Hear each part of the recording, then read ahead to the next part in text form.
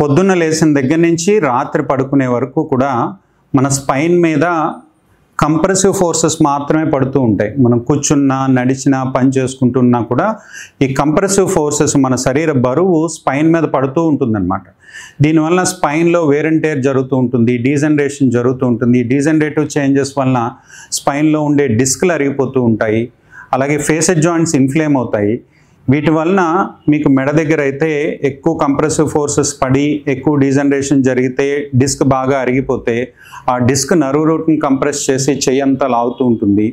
అలాగే నడుం దగ్గర అయితే కాలంతా లాగుతూ ఉంటుంది, సయాటిక్ పెయిన్స్ వస్తాయి, కండరాల బలహీన పడుతూ ఉంటాయి. మరి వీటి నుంచి మనం ఎలా ప్రివెంట్ చేసుకోవాలి?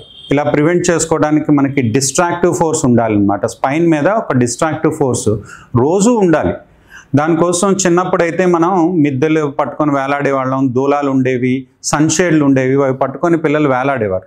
ఇప్పుడు అపార్ట్మెంట్ కల్చర్ వచ్చిన తర్వాత ఫాల్ సీలింగ్లు అయ్యి వచ్చాక పట్టుకొని వేలాడడానికి ఏమీ దొరకట్లేదు. కాబట్టి మీరు అందరూ కూడా ఇలా ఒక పులప్ బార్ కొనుక్కోండి. ఈ పులప్ బార్ని మీరు ఫ్యాన్ హుక్కి హ్యాంగ్ చేసుకోండి. మీకు అమెజాన్లో దొరుకుతుంది. అమెజాన్లో 700-800లోనే దొరుకుతుంది.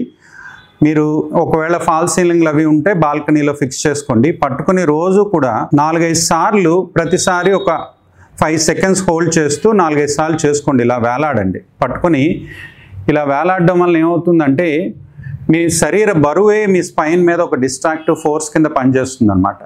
పనిచేసి ఈ డీజనరేటివ్ చేంజెస్ వేగంగా జరగకుండా, ఈ స్పైన్కి సంబంధించిన ఇబ్బందులు రాకుండా మిమ్మల్ని ప్రివెంట్ చేసుకుంటారు. Follow me for more.